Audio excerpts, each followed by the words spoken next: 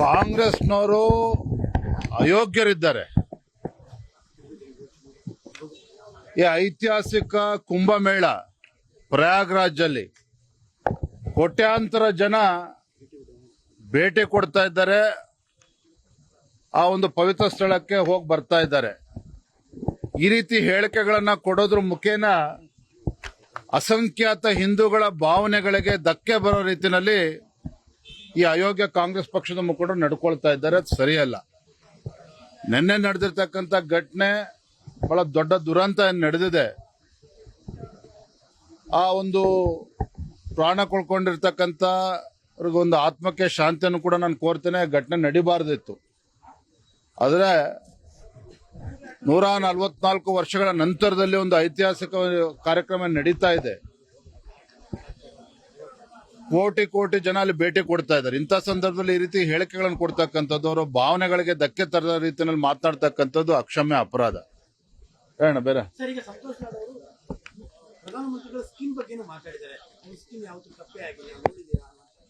ಅವನು ಯಾರೇ ಮಾತಾಡೋದು? ಪ್ರಧಾನಮಂತ್ರಿಗಳು ಮಾತನಾಡಬೇಕಾದ್ರೆ ಆ ಯೋಗ್ಯತೆ ಇರಬೇಕಾಗ್ತದೆ.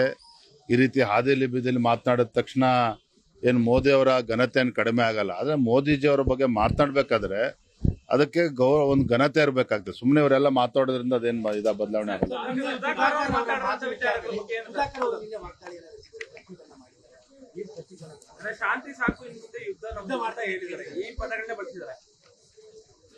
ಸುಧಾಕರ್ ಅವರ ಬಾಯಲ್ಲಿ ಪದಗಳನ್ನ ನೋಡಿದಾಗ ನನಗೆ ಆಶ್ಚರ್ಯ ಆಗ್ತದೆ. ಚುನಾವಣೆ ಪ್ರಕ್ರಿಯೆ ಯಾವ ರೀತಿ ನಡೆದಿದೆ, ಬಿಜೆಪಿಯ ಸಂಘಟನಾ ಪರ್ವ ಕಳೆದ 4-5 ತಿಂಗಳಿಂದ ನಿರಂತರವಾಗಿ ನಡ್ಕೊಂಡು ಬಂದ ಇದೆ.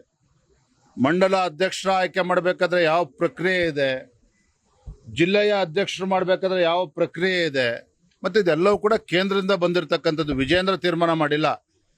ಚಿಕ್ಕಬಳ್ಳಾಪುರ ಜಿಲ್ಲೆಗೆ ಸೀಮಿತವಾಗಿ ಹೇಳೋದಾದ್ರೆ, ನಮ್ಮ ಚುನಾವಣೆಯ ರಿಟರ್ನಿಂಗ್ ಆಫೀಸರ್, ಕೋ ರಿಟರ್ನಿಂಗ್ ಆಫೀಸರ್ ಆ ಜಿಲ್ಲೆಗೆ ಭೇಟಿಯನ್ನು ಕೊಟ್ಟು ಎಲ್ಲ ಪ್ರಮುಖರ ಒಂದು ಅಭಿಪ್ರಾಯವನ್ನು ಪಡೆದುಕೊಂಡು 3 ಹೆಸರುಗಳನ್ನ ಆಯ್ಕೆ ಮಾಡಿ ರಾಜ್ಯಕ್ಕೆ ಕಳಿಸ್ಕೊಟ್ಟಿದ್ದಾರೆ. ಅವರು ಕಳಿಸ್ಕೊಟ್ಟಿರ್ತಕ್ಕಂಥ ಹೆಸರುಗಳನ್ನ ಯಥಾವತ್ತಾಗಿ ದೆಹಲಿ ಕಳಿಸ್ಕೊಟ್ಟಿದ್ದೇವೆ. ದೆಹಲಿಯಿಂದ ಬಂದ ನಂತರದಲ್ಲಿ ಚುನಾವಣಾ ಪ್ರಕ್ರಿಯೆ ಮುಗಿಸಿ ನಿನ್ನೆ ಹೆಸರು ಘೋಷಣೆ ಆಗಿದೆ. ಬಹುಶಃ ಮಾಹಿತಿಯ ಕೊರತೆಯಿಂದಾಗಿ ಸುಧಾಕರ್ ಅವರು ಈ ರೀತಿ ಮಾತನಾಡಿದ್ದಾರೆ. ನಾನು ಬೆಳಗ್ಗೆನೂ ಕೂಡ ಹೇಳಿದ್ದೇನೆ, ಸುಧಾಕರ್ ಮಾತನಾಡಿದ್ದಾರೆ ಅಂತೇಳಿ ನಾನು ಅವ್ರ ಬಗ್ಗೆ ಬೇಸರ ವ್ಯಕ್ತಪಡಿಸ್ತಾ ಇಲ್ಲ. ಅನುಭವದ ಕೊರತೆ, ಮಾಹಿತಿಯ ಕೊರತೆಯಿಂದ ನನಗೆ ಆಗಿದೆ ಅಂತ ನನ್ನ ಭಾವನೆ. ಅವರು ನಾನ್ ಚರ್ಚೆ ಮಾಡಕ್ ಬರೋದೇ ಇಲ್ಲ ರೀ. ಕನ್ನಡಿಗರ ಮೆಚ್ಚಿನ ನಿಮ್ಮ ನ್ಯೂಸ್ 18 ಕನ್ನಡ ಈಗ ವಾಟ್ಸ್ಆಪ್ ನಲ್ಲಿಯೂ ಲಭ್ಯ. ಕರ್ನಾಟಕ ಮತ್ತು ದೇಶ ವಿದೇಶದ 360 ಡಿಗ್ರಿ ಸುದ್ದಿ ವಿವರವನ್ನ ನೀವು ನಿಮ್ಮ ಕೈ ಬೆರಳುಗಳಲ್ಲಿಯೇ ಪಡೆಯೋದಿಕ್ಕೆ ಈ QR ಕೋಡ್ ಅನ್ನ ಸ್ಕ್ಯಾನ್ ಮಾಡಿ. ನಮ್ಮ ಚಾನೆಲ್ ಅನ್ನ ಫಾಲೋ ಮಾಡಿ, ನೋಟಿಫಿಕೇಶನ್ ಆನ್ ಮಾಡಿ.